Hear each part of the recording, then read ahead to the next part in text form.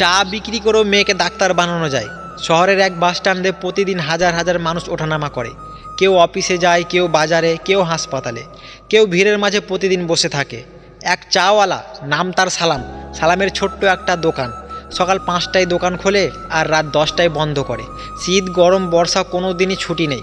অনেকেই তাকে বলে সারাদিন চা বেচে কী আর হবে, কিন্তু কেউ জানতো না সালাম প্রতিদিনের আয়ের একটা অংশ আলাদা করে রাখে।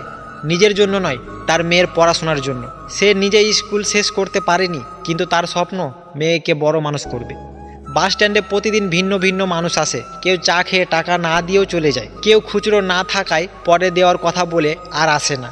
তবুও সালাম মুচকি হেসেই থাকে। একদিন এক ভদ্রলোক তাকে জিজ্ঞাসা করলো, তুমি রাগ করো না, মানুষ ঠকায় তবুও তুমি হাসো কেন? সালাম শান্তভাবে বলল, ভাই, আমি যদি রাগ ধরে রাখি তাহলে চা ঠান্ডা হয়ে যাবে। আমি কষ্ট ভুলে কাজ করি, কারণ আমি জানি আমার মেয়ের ভবিষ্যৎ আমার রাগের চেয়েও বড়। বছর 10 পর সেই বাস স্ট্যান্ডে একদিন খবর ছড়ালো, সালামের মেয়ে ডাক্তার হয়েছে।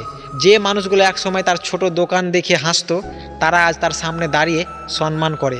সালাম শুধু বলল, আমি বড় হইনি, আমি শুধু থামিনি। আমি আপনাদের এটাই বলতে চাই, বাস্তব জীবনে সম্মান রাতারাতি আসে না, পরিশ্রমে বছরও লাগে। মানুষ আপনাকে ছোট ভাবতে পারে, কিন্তু আপনার স্বপ্ন ছোট নয়। অপমান, কষ্ট, ঠকানো সবই আসবে, কিন্তু থেমে গেলেই শেষ। আসল শক্তি হলো ধৈর্য আর লক্ষ্য ধরে রাখা। মনে রাখবেন, জীবনে চলার পথে যারা থামে না, তারাই একদিন পৌঁছে যায়। আপনি কোথায় দাঁড়িয়ে আছেন সেটা গুরুত্ব নয়, আপনি থামছেন কি না সেটাই আসল কথা।